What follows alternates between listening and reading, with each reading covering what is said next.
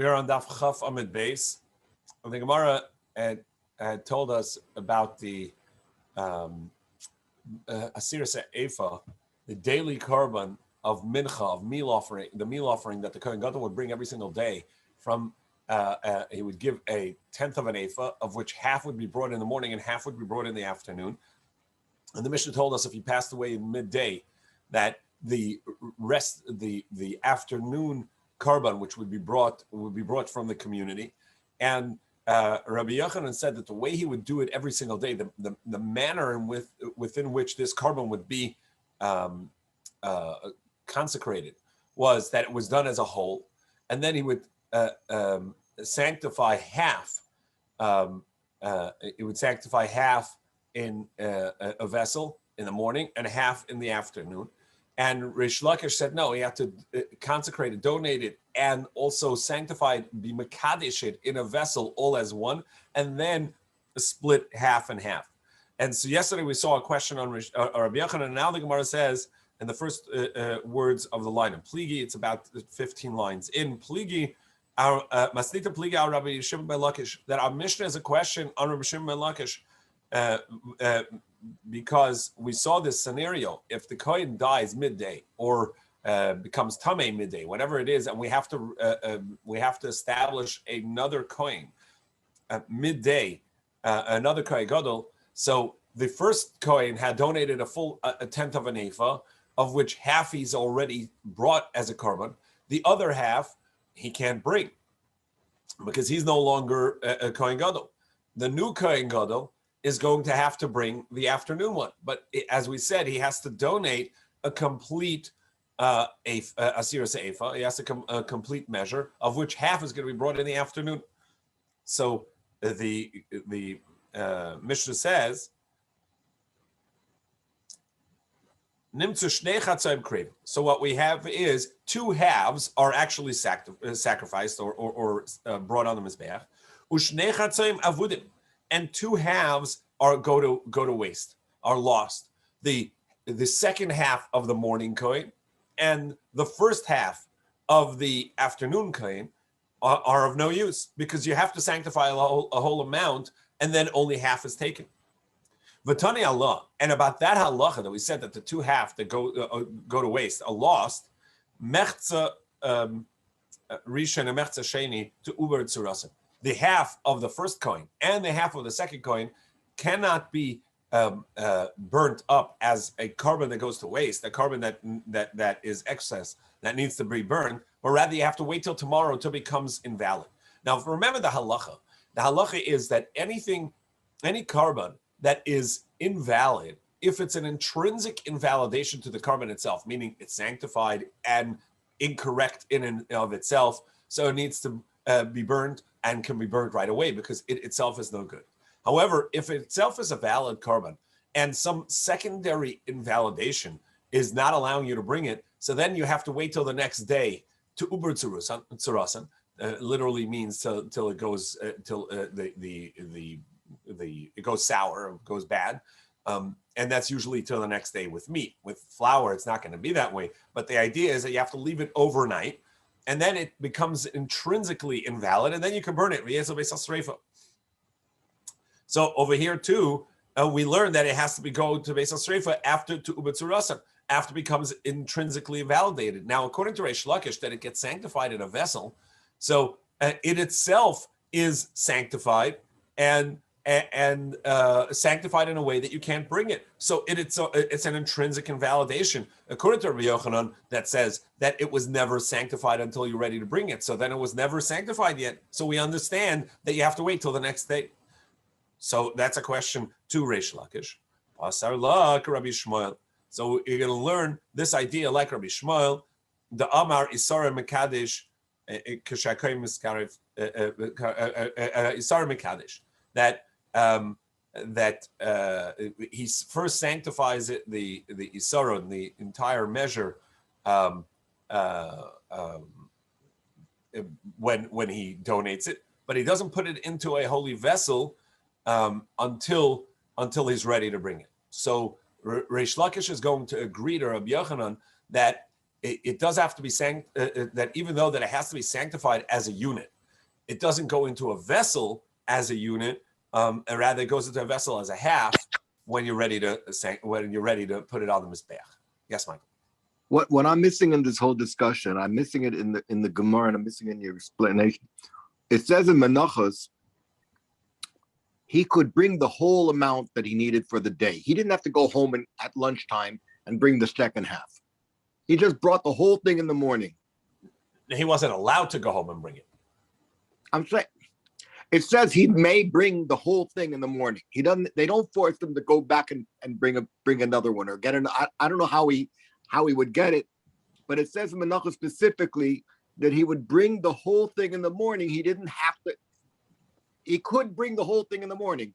It was okay to bring the whole thing, even though he's not bringing the korban in the morning. He's only bringing half in the morning as a korban, but still he could bring the whole amount of flour. I don't know if I took it to mean that he didn't have to go back home and come back, but maybe he's not allowed to. I don't know. But the fact of the matter is he could bring the whole. He was permitted to bring the whole thing in the morning, and he brings half of it as a korban. So when he was mekadosh it, it's not the whole thing is very. I don't get the timeline. He brought the whole thing in the morning, and he was mekadosh. He was not mekadosh it. He put it in the kli. Put the whole thing in the kli in the kli kodesh or not. He would sanctify. Fine. It always had to be a unit of a tenth of an ephah. You could not donate a half. So it was a unit of the half of the ephah that he was donating. The tenth of an ephah, the entire unit, and he would consecrate it, meaning you say, this is Kodesh for today's korban. And the understanding until now the Gemara had was, and he would sanctify that in a holy vessel, making it a korban. That part, the Gemara now says, like Rabbi Shmuel, that no, that the sanctification in a vessel would happen right before the morning korban. He would take half into a vessel, and right before in the afternoon korban, he would take half and put it into a vessel. So that's the second. That's the sanctifying it as it itself being a korban.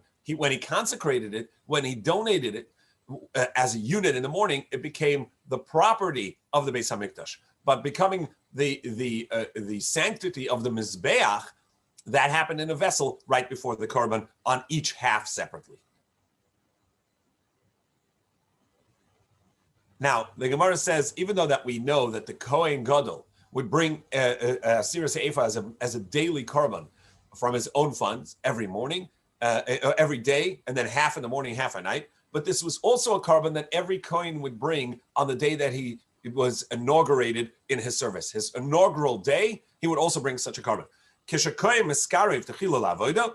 Maybe Asir Se'efa Shalai, he would also bring his own personal Asir Se'efa, tenth of an ephah korban.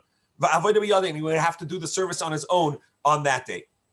Regardless of whether he's a Kohen Gadol, and it's his first day of service, or he's a Kohen Hedid on the first day of his service. Now, and if either one of them brought the korban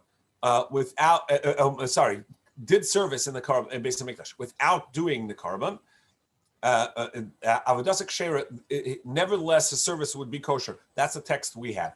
The Rambam had a text that it would avodas pesula. His service is invalid, and there's a lengthy gra here about that. Now, Rabbi Mana Bai Meimar, Rabbi Mana, question: what's the halacha? What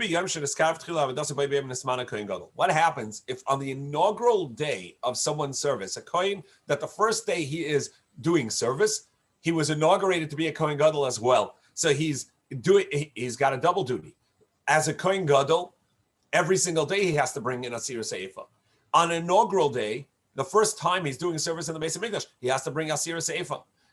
Does he bring two separate ones, or do they count for each other? Maybe shtayim achas lechinuchay, achas lechevasayim. So he brings two, one for for his inaugural day, and one for the obligation of the day. Now the Torah says about this that it should be brought and baked tufine. So what is this tufine? B'shas hava, that you have to bake it at the time that you're able to bring it, meaning it has to already be day. Tufine, but not earlier in the morning. You can't bake it when it's still dark from the last night. So when you bring it and not before that.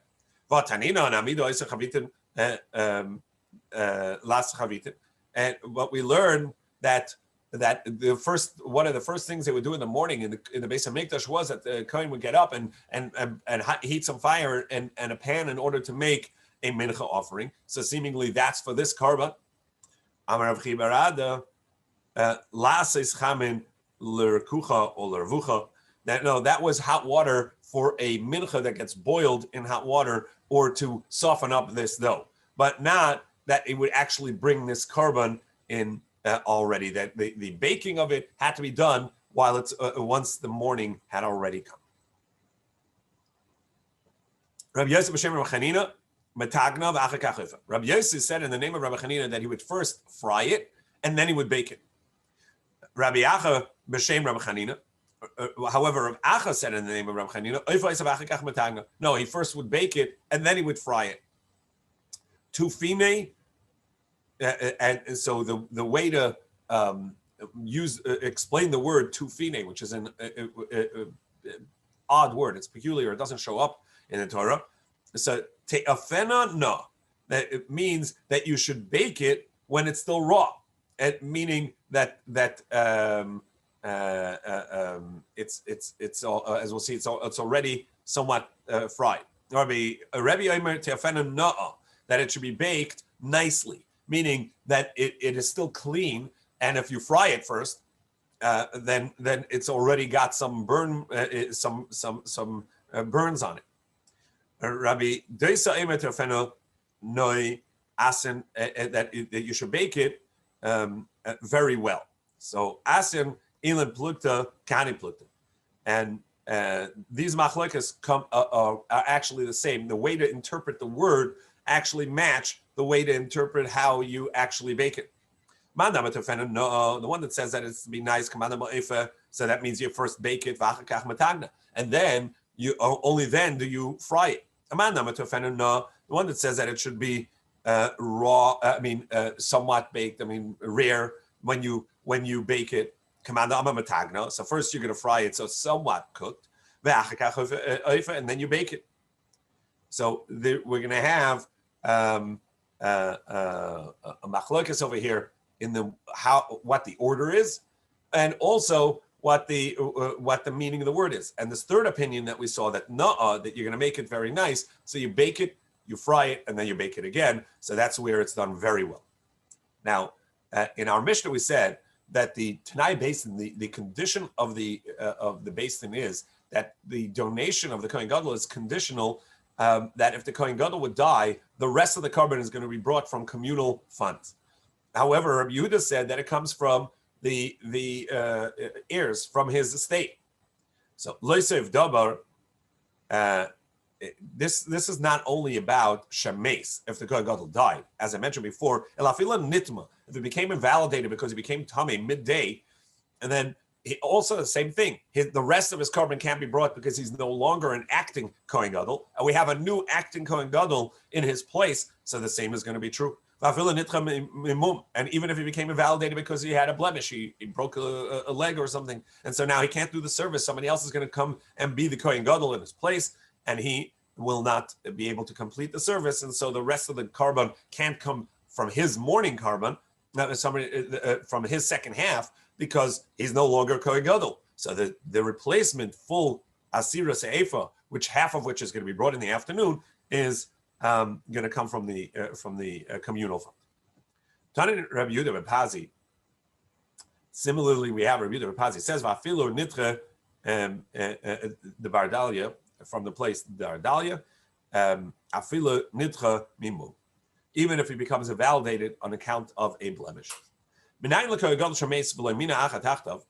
do we know that if a Kohen Gadol became invalidated, if he died, and there's no one placed in his place at this point,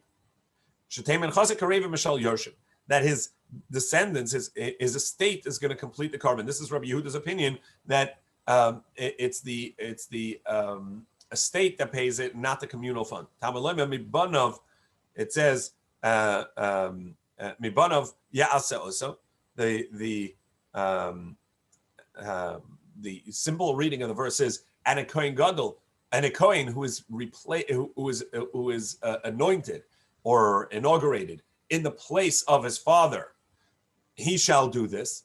So the comma is before he shall do this. But the wording of the pasuk is, and a Kohen who is anointed in his place of his children, he shall do it. So the of his children he shall do it indicates the juxtaposition, and the wording of the pasuk tells us that his children should be the one to do the replacement. And perhaps maybe they only have to bring a half, since it's midday. The morning has already been brought from his funds. So the children who are bringing from the estate a replacement in the afternoon only have to bring a half. They have to donate an entire amount, and then half of it is going to be brought. Kula Marti. Rabbi Yehuda, that's Rabbi Yehuda's opinion. However, Rabbi Shimon says, no, it's only inaugurated, it's only brought from communal fund. Shenemar, as it says, Chok Olam. It is a statute forever, meaning a statute, whether he has ears or not, whether he has a state or not, it's Olam, it comes from the world, meaning it comes from the community. Misha Habris Karusaloi, to whom that the covenant is set with him, so he's the one that has to bring it. Kollel Taktar, Kollel Haktorah. It has to be entirely going on the Mizbeach. This carbon, as opposed to most meal offerings, where one part, the kumetz, goes on the Mizbeach. The Kohen's, any Kohen offering a meal offering, the entire thing goes on the Mizbeach. A normal mincha, a typical mincha, the Kohen fistful, the kumetz goes on the Mizbeach, and the rest the Kohanim eat as a meal offering. Now, in this last brisa, what we just saw is that Rabbi Shimon says that we have a pasuk that tells us that it comes from the communal fund, meaning that I would have thought it comes from the communal, it comes from the children, and we need a special teacher to tell us that it comes from the from the communal fund. It comes from the community, and here. And here we have Rabbi Shimon saying that we need a special teaching to tell us that it comes from the community. So the Gemara says, Rabbi Baba, Rabbi Mamel, Boi Machlafa. She tells it to Rabbi Shimon. He asks a question that it seems to be contradictory with Rabbi Shimon in our Mishnah. Tamana Mar Mishal Yershim. In our Mishnah, it seems that the fact that really it should be coming from the children, because he says it's a Tanai based in made a conditional and a conditional sanctification of this, that if the person dies, if the Kohen Gadol dies, that we would replace it from the communal fund. Meaning, on a Torah level, it should be coming from the estate, from the children. And the reason why it comes from the community and not from the estate is a Tanai based in. It's the bastin's it's the bastin's conditional donation. The bastin set a condition on the donation, but without that, it would be coming from the estate. And over here, he says it's a pasuk from the Torah. It tells us that it comes from the communal fund. And now we're on Chaf Aleph and Aleph at the top. So Rabbi Bar said, "V'lo yos." Yeah, that's a good question. So Asa Rabbi Yaakov Bar Acha, Rabbi Abo b'Shem Rabbi Yochanan. So he explained Rabbi Yochanan this way: Devar Torah hu shutei ba min hatzibur. Really, at first, the Torah obligation was that it should come from the community. Now, so what happened was in the time of the later part of the second Beis Hamikdash, there were so many people that were bribing Romans to become Kohanim Gedolim, and they would die mid-service because they were not worthy of the work that they were doing. And so it was constantly happening that someone would become a Kohen Gadol, and then he would die, and it would cost it became a burden on the communal fund to to constantly be replacing the mincha offering. So Kiv and the Chazi, the Kamitcha Lishka, so they saw that it was a burden on the communal fund. So they said, okay, we're going to have the estate pay. But then they saw that the estate was ignoring their obligation and they wouldn't replace the afternoon carbon. So they went back to taking it from the Trumas Alishka. So our Mishnah says that it was a Tanai Beis Din, that the Beis Din said it should come from the communal fund. That was really the Beis Din going back to the original Torah obligation. Rabbi Yosef Amar Rabbi Yochanan, Rabbi Yosef in the name of Rabbi Yochanan said,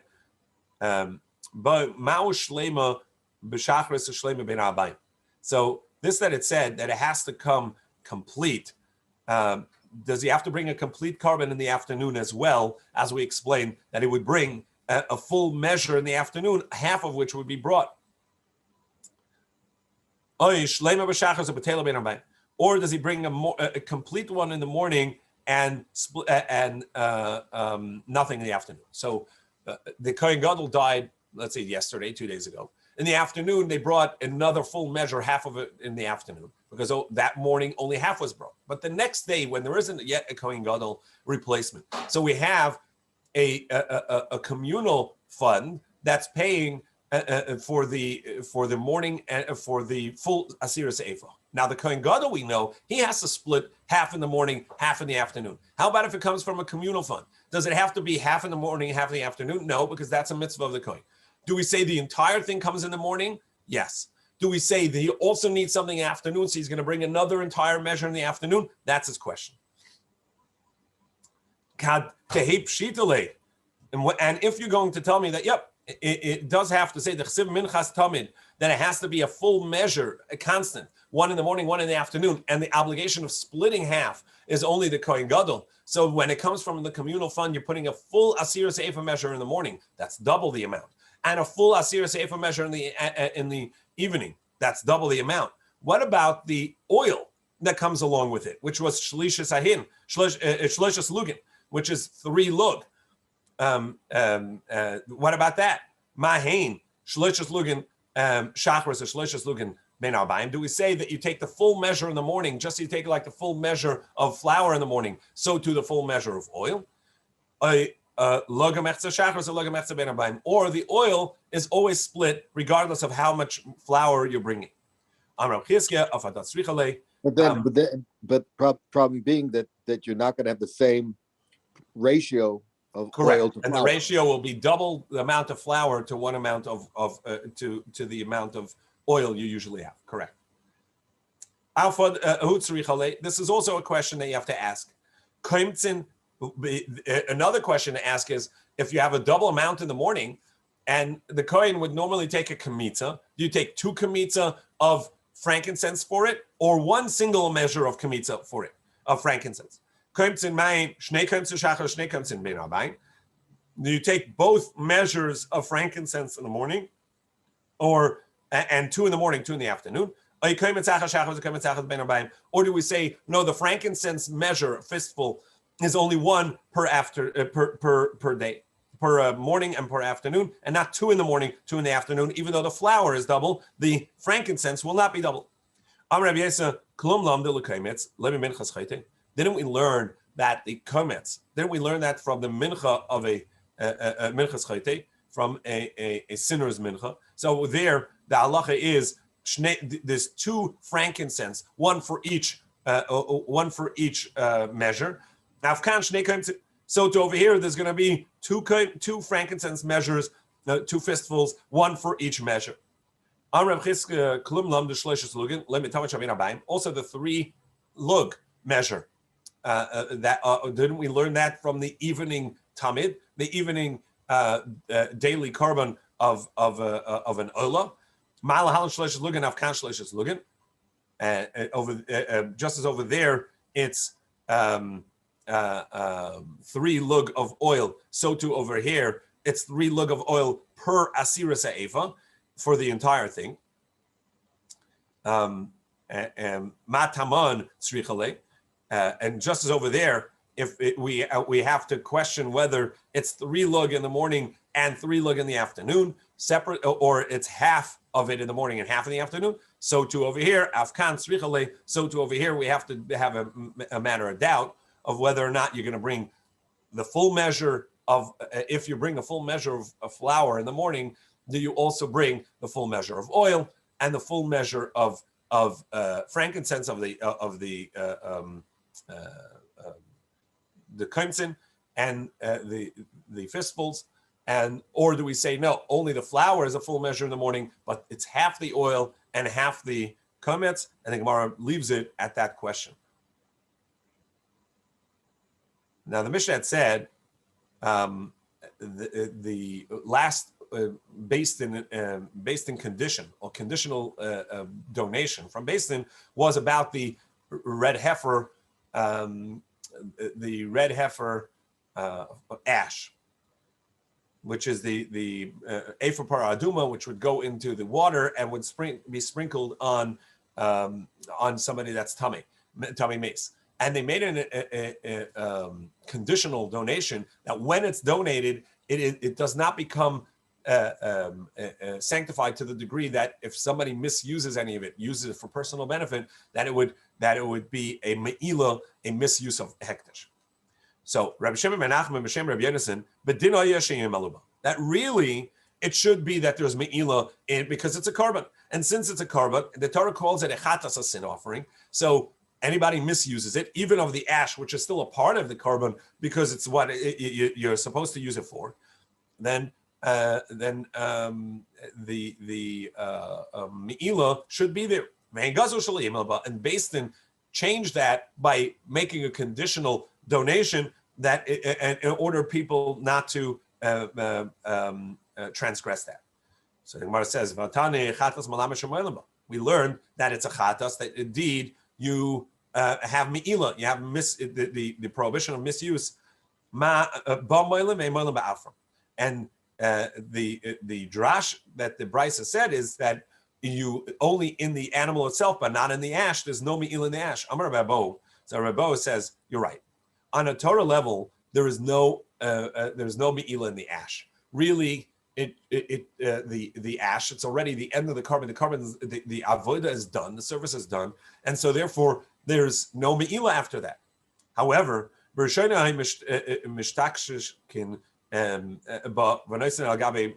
people started using the ash itself as a healer for their own wounds. People would turn it into this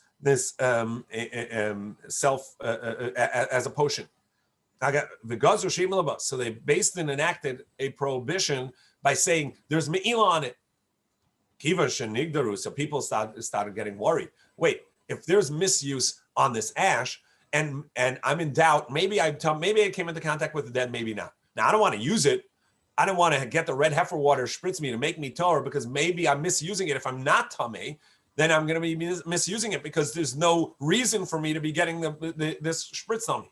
So every case of doubt, people stopped getting the red heifer water spritz on them to make them tahor. So they went back to the original halacha and said, you know what? From here on, there's no me'ilah.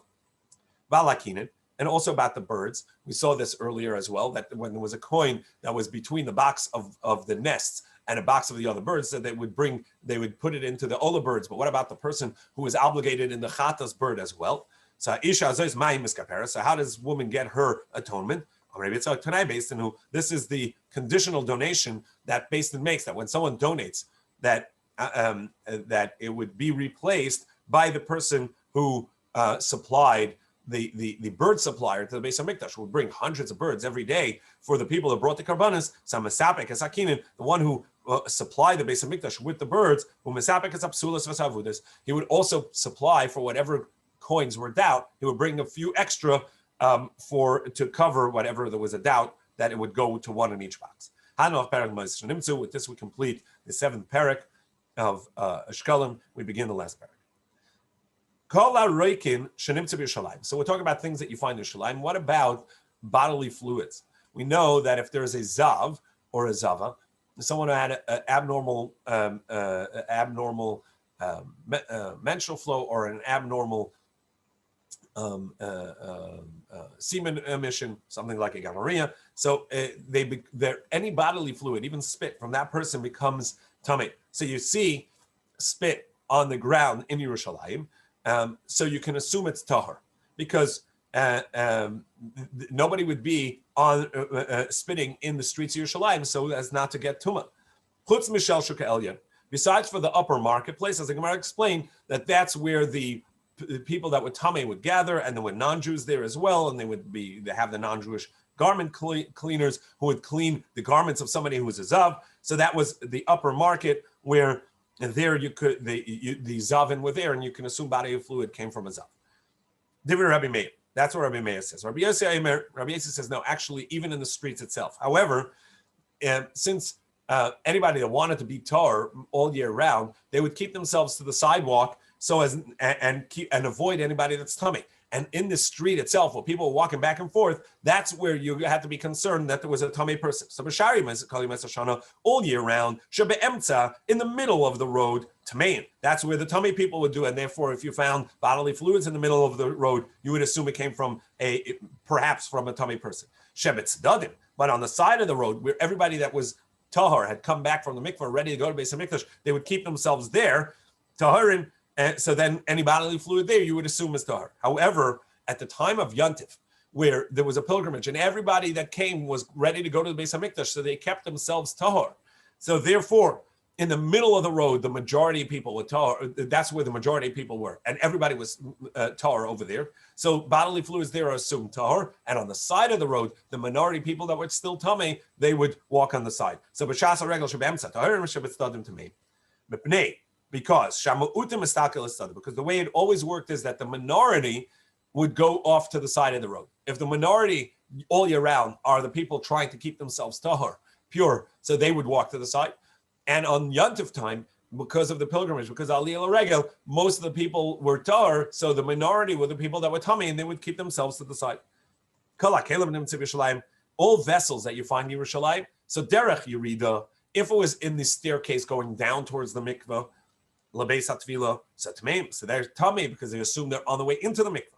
But derech aliyah, and if it's coming out of the mikveh, tahor and they're tahor. Shalok Yeridasan Aliyasan, because they wouldn't go in the same place they would go out. Divrei Rabbi Meir, that's the opinion of Rabbi Meir. Rabbi Yossi Mekulan tahor chutz min asel v'magrefa v'maritza. Rabbi Yossi says now all things are considered, all vessels are assumed to be tahor, unless it's the basket and the shovel and the rake and the maritza, this type of shovel, because they are set for, they are specified for burials. Now, they would have shechting knives, and if you find the knife, can you assume it's already been to the mikveh? So Sakan Shanim says b'Yudalid, if you find it on the 14th day of Nisan, the day that you have to shech Korban Pesach, every knife you have to assume would have been already to the mikveh, because it has to be usable that day. So you find the knife on the 14th, shecha b'miyad, you're allowed to shech with it without taking it to the mikveh because you can assume it's okay. However, if you find it on the 13th, then you have to go take it back to the mikveh and table it, lest it was not made ready for the 14th yet, because he still had time to bring it on the 13th. So you have to shecht with it. You can't shecht with it until you take it to the mikveh. Kupitz, however, a type of knife that was not used for shechting, but rather for breaking the bones of a korban. And a korban pesach, you cannot break its bones. So this is like a meat cleaver. So you wouldn't be able to shecht with that. And on a korban, and you can't use it for your korban pesach because you're not allowed to break the bones. So bezeh, whether you find it on the 13th or the 14th, you're going to assume it's tamei because you would only need it for the chagiga. And so you didn't assume that it went to the mikveh yet. So you have to shecht it, you have to tovel it again.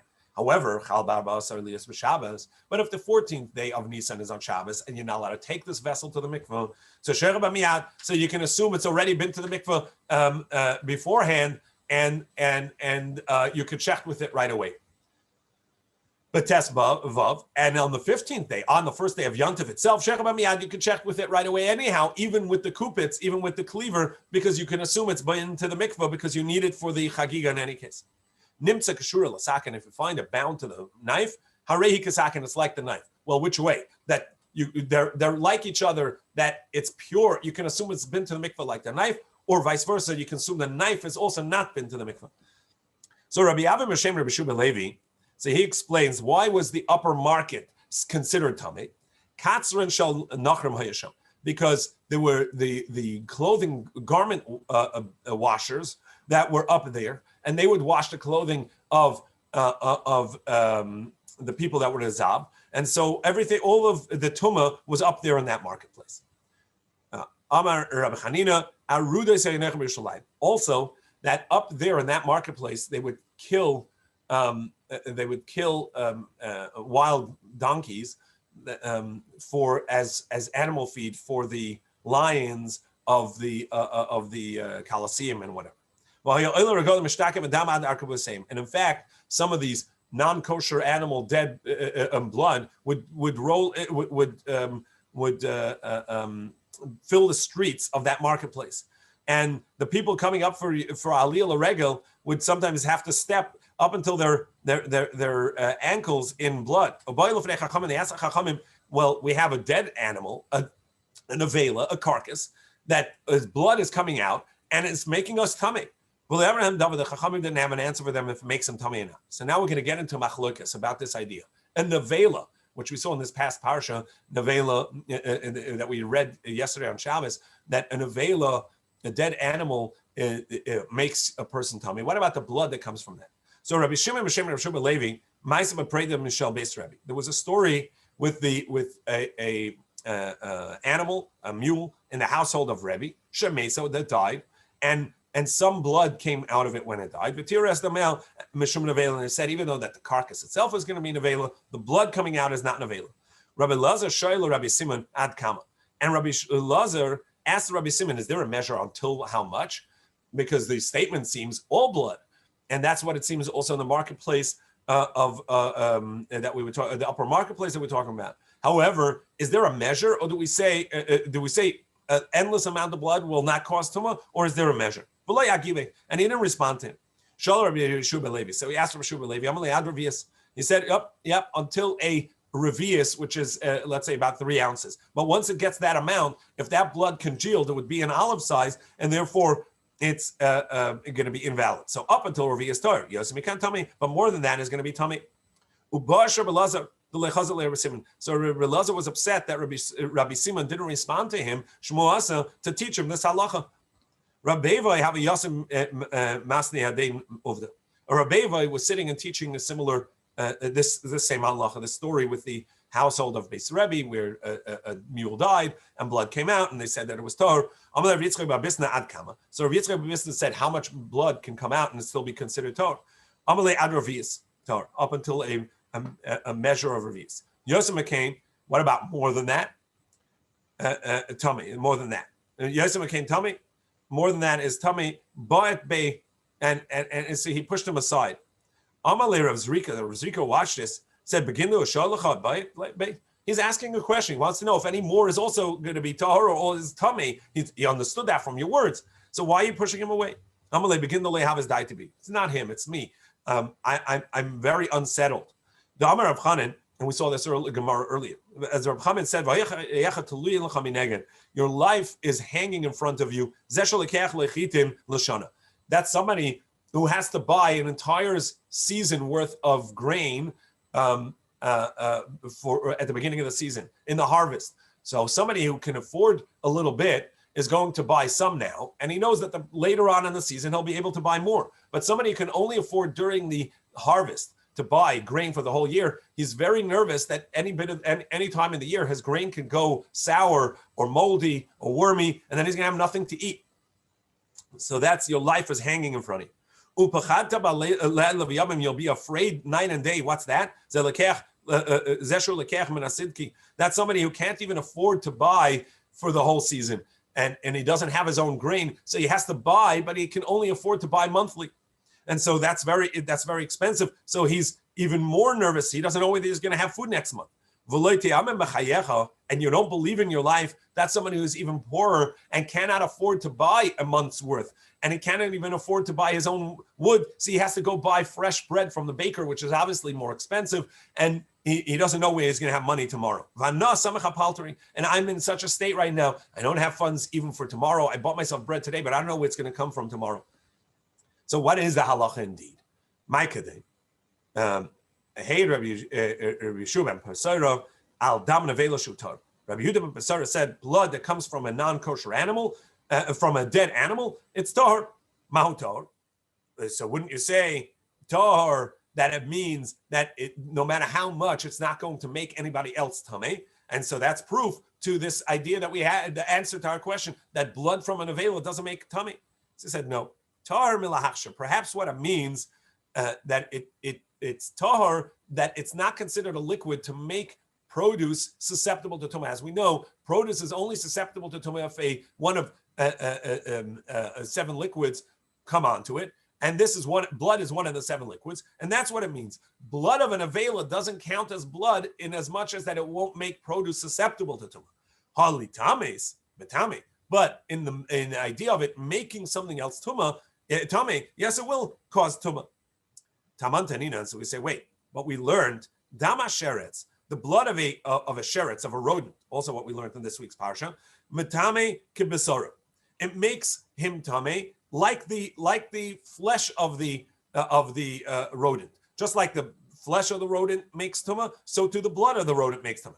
Metame, so it's going to make a tameh ve'ena machshir, but it doesn't count as a liquid to make produce susceptible to tumah. And then it says, the Mishnah says, we have nothing like this, seemingly nothing like this, that it itself is tameh, but it doesn't count as a liquid to make something susceptible to tumah. So you just told me that by a nevela, it itself it causes tumah, but it won't make produce susceptible to tumah. Well, we just learned in a Mishnah that there's nothing like that. So Gemara says, no, what it means over there's nothing like it is kashir tumas, that the rodent, its measure for tumah is ka'adasha, in a lentil size, and the blood is going to be the same size, lentil size, and that's something we don't have, where the measure of blood and the measure of the rodent, of the item itself, are going to be the same. And that's what he means. It's not, we don't have anything like it. But the concept that the blood itself is tumah, but it won't cause a susceptibility to tumah as a liquid, that's something that we find here, and we find by nevela. But indeed, the blood is tummy. So tomorrow we're going to conclude that machlokes and Be'ez Hashem get to the end of the Masechta as well. Tomorrow, what time? Could be extra early. Tomorrow is Rosh Chodesh, so we start at 6. Be'ez Hashem. 6. Thank you. Yasher Koach. Good. Yasher Koach. Relative.